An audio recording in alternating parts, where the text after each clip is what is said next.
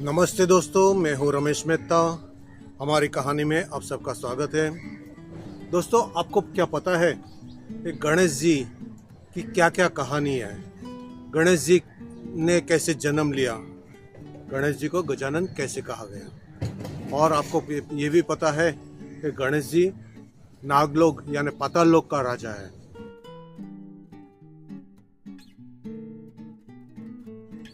वक्रतुंड महाकाय सूर्यकोटि समप्रभ निर्विघ्नं कुरु मे देव सर्वकार्येषु सर्वदा।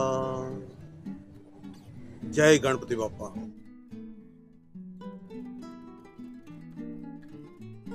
गणपति के इस त्योहार के लिए आप लोगों को सबको बधाई। गणेश जी आप लोगों का जीवन सुख शांति समृद्धि यश कीर्ति सुख शांति सब कुछ दे दे और आपका सबका ध्यान रखे। विघ्न हरता है, सारे विघ्न को दूर करके आपके जीवन को एक आसान बना दे रहे। तो चलो शुरुआत करते कहानी की। दोस्तों, मेरी इस चैनल को सब्सक्राइब जरूर कीजिएगा और पूरी देखिए। पूरी देखने से मुझे एक अच्छी लाइक मिलेगी और कुछ भी आपको कुछ कहना है तो आप जरूर कमेंट कर दीजिएगा। गणेश जी भगवान के लिए कई कहानियां प्रचलित हैं। उसमें से गणपति की उत्पत्ति कैसे हुई। तो एक बार माता पार्वती स्नान कर रही थी। स्नान करने से पहले उसने हल्दी का पूरा शरीर पे लेप लगाया था और वो उपटन जैसे निकाला, उसके बाद जो उपटन का निकला ना, उससे उसने एक मूर्ति बना ली। इसी उपटन से जो बना हुआ मूर्ति था उसमें जान आ गई तो वो गणेश जी बन गए, इसलिए उसको गणपति कहते हैं। इस तरह गणेश जी की उत्पत्ति हुई। चलो दूसरी कहानी कहते हैं कि भगवान गणेश जी को गजानन क्यों कहा जाता है। तो माता पार्वती एक बार अपने घर में स्नान कर रही थी। उसने गणेश जी को बताया कि आप बाहर जाके पहरा दीजिए, किसी को भी अंदर मत आने। अभी गणेश जी बाहर पहरा देने के लिए बैठ गए। भगवान शंकर जी बहुत समय तप करके वापस आ रहे थे। अपने घर के बाहर देखा तो एक बालक खड़ा हुआ है। तो उसने बालक को कहा मुझे अंदर जाने दीजिए। तो गणेश जी ने बताया मैं अंदर नहीं जाने दूंगा। अभी शंकर भगवान को अपने घर में न जाने देने से उसको क्रोध आ गया। उसने अपने त्रिशूल से उस बालक का सर काट दिया। थोड़ी देर में पार्वती माता बाहर आई, देखा अपने गणेश जी पुत्र का सर काट दिया गया। वो बहुत गुस्से में हो गई। उसने शंकर भगवान ने कहा मुझे मेरा पुत्र चाहिए, आप किसी भी हालत पे उसे जीवित कर दीजिए। अभी शंकर भगवान ने देखा तो गणेश जी का सर कहीं दिखाई नहीं दे रहा। तो उसने अपने अनुयायियों को कहा कि जो सामने मिले उसका सर काट के लेके आइए।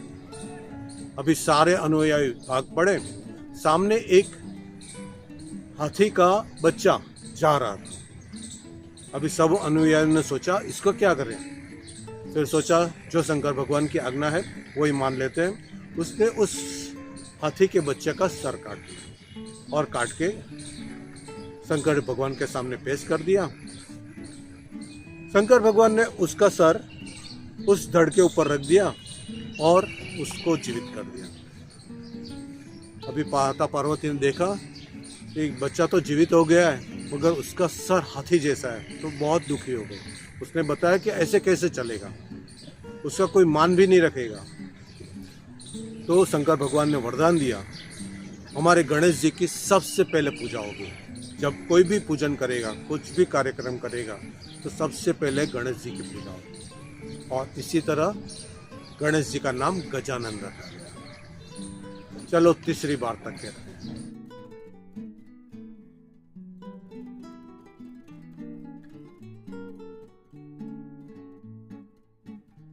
भगवान गणेश जी पाताल लोक के राजा कैसे हुए। एक बार गणेश जी ऋषि पुत्रों के साथ पाराशर ऋषि के आश्रम में गए।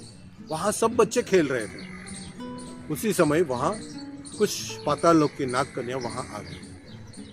भाई पाताल लोक की नागकन्या ने गणेश जी को देखा तो उसने बताया कि आप हमारे साथ पाताल लोक में चलो। गणेश जी उसका आग्रह को स्वीकार कर लिया और गणेश जी उस नागकन्या के साथ पाताल लोक में चले। ऐसा पाताल लोक में उसका स्वागत बहुत अच्छी तरह किया गया। उसी समय में नागराज वासुकी वहाँ आ गए। उसने देखा गणेश जी को तो वो बहुत हंसने लगे और उसका अट्टहास कर रहे थे और उसी का वर्णन उसी के सामने कर दिया। उसका उपहास करते रहे तो अभी गणेश जी को क्रोध आ गया। गणेश जी ने नागराज के फन पर पैर रख दिया और उसको बंदी बना दिया और उसके ऊपर जो मुंगट था ना वो अपने सर पे पहन दिया। वासुकी नाग की ऐसी हालत देखकर वहाँ शेषनाग आ गया। शेषनाग ने आवाज दी कि किसने मेरे भाई का ऐसा हाल किया। तो वहाँ उसने गणेश जी को देखा। गणेश जी को वो पहचान गया तो गणेश जी के साथ अच्छी बातें की और गणेश जी का अभिवादन किया और उसके बाद उसने जाहिर किया कि आज के बाद पाताल लोक का राजा आप रहोगे और इसी तरह गणेश जी पाताल लोक के राजा बन गए।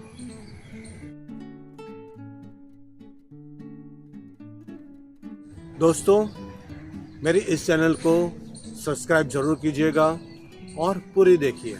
पूरी देखने से मुझे एक अच्छी लाइक मिलेगी और कुछ भी आपको कुछ कहना है तो आप जरूर कमेंट कर दीजिएगा। दोस्तों, इसके अलावा भी बहुत सारी कहानियाँ हैं तो आज मैं यहाँ समाप्त करता हूँ।